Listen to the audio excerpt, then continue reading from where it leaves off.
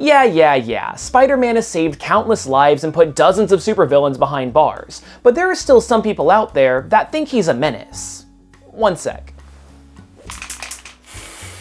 Now, here on Comic Drake, we like to go through insanely deep dives, and today I want to talk about every single crime that Spider-Man has ever committed. So let's set up some ground rules. For this video, I am not going to be talking about the kind of stuff that every single superhero does as a part of being a vigilante. You know, stuff like trespassing, collateral damage, breaking and entering, and violence, that kind of stuff. That happens like 5 times an issue, and if I were to go through all of that, this would be like the most boring 10-hour video of all time. Second, this is strictly going to be about the mainstream Marvel Comics universe. Otherwise, we would have to count Peter jaywalking in the first Spider-Man movie, or more importantly, when he hacked several phones and launched a missile at his classmate in Far From Home. So with all of that out of the way, let's dive in.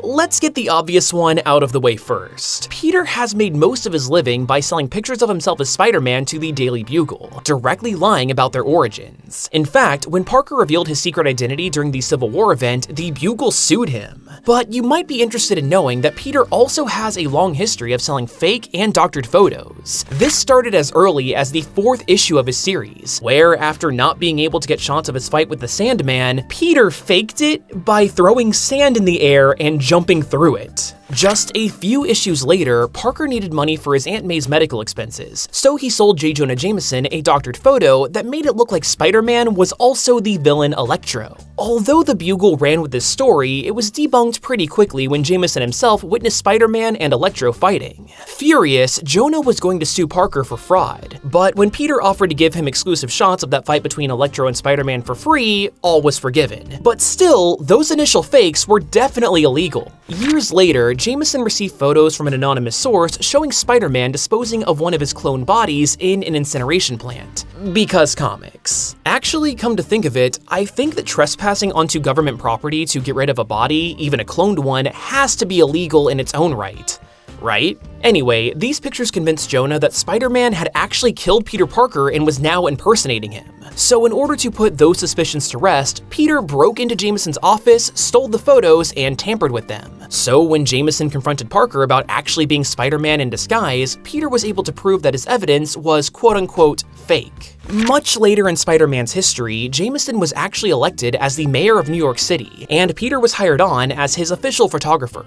Well, word got around that near the beginning of his vendetta against Spider-Man, Jonah had funded the creation of a supervillain named the Scorpion. So when a new villain called the Vulture came to town, the media was convinced that Jameson was somehow involved. In order to prove his innocence, Peter photoshopped an image of Jonah fighting off the Vulture, which seriously helped with his public approval. But as a man with at least some integrity, Jameson called a press conference to publicly disprove the photo and fire Parker on the spot. So that's all of the fraud that I can find in Spidey's life, but there is still way more crimes to count. Like, how about the time that Spider-Man got amnesia and was tricked into working for Dr. Octopus? He snapped out of it pretty quickly, but he absolutely stole a few things under Ock's influence. There was also the time that Peter was delirious and robbed a jewelry store when he needed to get Gwen Stacy a birthday present. I mean, he was able to come to his senses and stopped midway, but there was totally still the intent to burgle. Yet if there is one thing that Parker is prone to stealing, it's food. Like this sandwich, this dude's McDonald's, the thing's cannoli, and the time that he ate some brownies that Aunt May had baked for the homeless and then lied about it. There's also a couple of times where he's stolen some costume stuff, like this mask from a costume shop when he lost his during a fight with Doc Ock. And he's also broken into J. Jonah Jameson's office a couple of times to take his costume back when it landed in the Bugle's possession. Theft aside though, Spider-Man hasn't always been the most responsible hero and has let his personal life get in the way of saving folks. For instance, there was the time that Aunt May had vanished and Peter was worried about her. So worried in fact that he let both a mugging and a kidnapping slide while he was trying to find her. But it turns out that there wasn't much reason to worry, since in reality, May had just picked up work as Doc Ock's live-in housekeeper. But the dudes being mugged and kidnapped, they're probably not doing as well.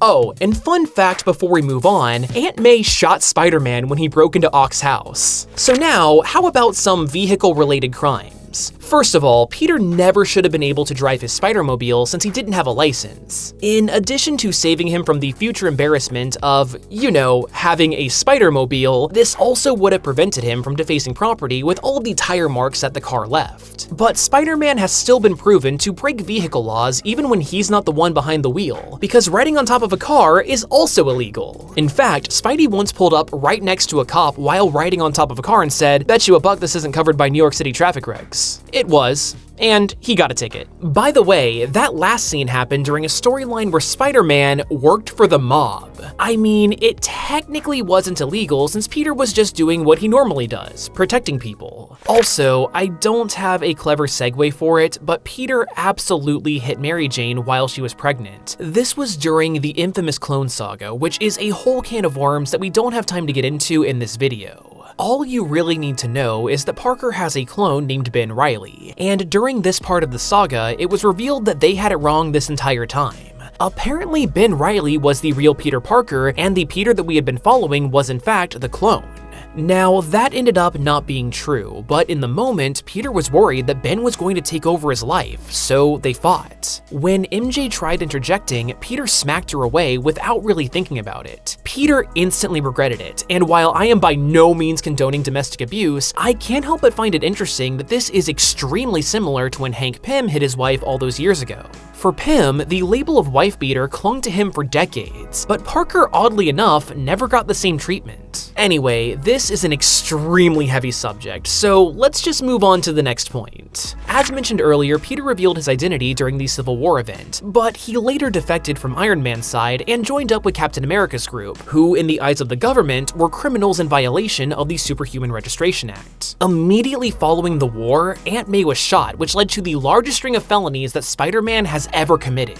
First, he dropped off May at the hospital without filing a police report. He then took out his anger on small-time criminals through excessive violence. This is exemplified when Parker found out that the Kingpin was the one who orchestrated the hit against his family. So Peter broke into the prison that he was being held in and savagely beat the Kingpin to a pulp. Now, the police were starting to get suspicious of May's connection to Peter, who again was a fugitive from the law due to the Superhuman Registration Act. So Parker assaulted a cop, tied him up, fled the scene of the crime, stole an ambulance, broke into the hospital supply closet, impersonated a doctor, had Mary Jane steal May's forms, and they smuggled her out of the hospital. All of this really doesn't matter though, since this period of Peter's life was rewritten when he sold his marriage to the devil. That last one's not exactly illegal, but working with the devil is still pretty shady. But hey, now that Peter is single again, he was able to fool around with his ex-girlfriend, Black Cat. Spidey was under the impression that the hotel room they were in when they hooked up was paid for, but Felicia left in the middle of the night, which means that the newlywed couple that did book it walked in on a mostly naked Spider-Man laying in their bed. Years later, Peter and Dr. Octopus switched bodies, and during this time, Octavius got Parker his PhD and established a technology company that grew into an international multi-billion-dollar brand. When Peter eventually got his body back, he was actually stripped of his degree when a high-tech algorithm discovered that his thesis had plagiarized the work of Otto Octavius. And that's not all. In order to prevent the damage being caused by a deadly virus, Parker hacked into every single device that his company had sold in order to transmit a painful high-pitched signal that stopped it. This was kind of like a precursor to when he bricked all of those same devices as a measure to prevent his company from being taken over by Hydra. But that's getting a little bit ahead of ourselves, because you see, during his time running Parker Industries, Peter found out that his arch-nemesis Norman Osborn had teamed up with the leader of a sovereign nation in order to manufacture weapons. So Parker bankrolled the resistance group and directly joined in the invasion in order to overthrow the government. Yeah, Spider-Man committed war crimes. Who would have thought?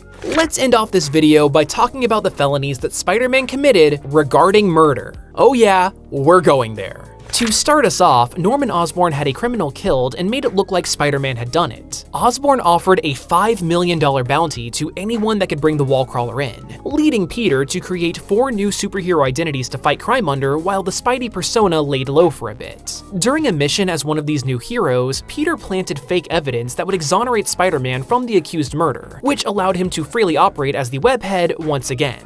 Though this wouldn't be the last time that Spider-Man was accused of killing people. There was an entire series of homicides that he was framed for, which even landed Spider-Man in jail. However, Parker broke out when he saw that one of his friends had landed in the same prison and was about to be beaten up by the inmates. By using a web shooter that his lawyer, Matt Murdock, had smuggled in, Peter destroyed his power-inhibiting collar, fought off the prisoners, assaulted a guard, broke both him and his friend out of jail, and hot-wired an ambulance for their getaway. So yeah, that is a whole string of broken laws, but at least Peter has never actually killed someone, right? Well, if we really want to get technical, Parker did accidentally kill Gwen Stacy when he tried to save her, but that's a little different. Plus, there was another accidental killing way back in the 60s when Spider-Man dodged a heat-seeking missile by having it hit the car that it was shot from. Peter didn't know that there was somebody actually in the car and did try to save the dude, but in the end, the criminal still died from his injuries. And what about the time that Spider-Man fought a couple of villains by using one of them as a human shield against his partner's lethal blast? Involuntary manslaughter? Self-defense? You decide. But the accidental killing that really stuck with Peter was in 1987's Spider-Man vs. Wolverine. Logan's on and off again partner/lover Charlemagne had done a lot of jobs as a secret agent and was actively being hunted down by her adversaries. She wanted Logan to give her a quick death rather than fall into enemy hands, but Parker, thinking that Wolverine was just trying to kill her, stepped in order to prevent the assisted suicide. During the ensuing fight, Charlemagne attacked Spider-Man from behind, knowing that he would think that she was Logan. Under this impression, Parker retaliated with a powerful punch that would be totally fine for Wolverine, but downright deadly to a regular human. Charlemagne might have gotten what she wanted, but this has absolutely haunted Spider-Man for years. On that downer note, that is every single crime that I was able to find Spider-Man committing. And since he's been around for decades, I'm sure that there are some things that I missed. So if you know of any crimes that I didn't mention, then let me know down there in the comments below. Get me crimes of Spider-Man.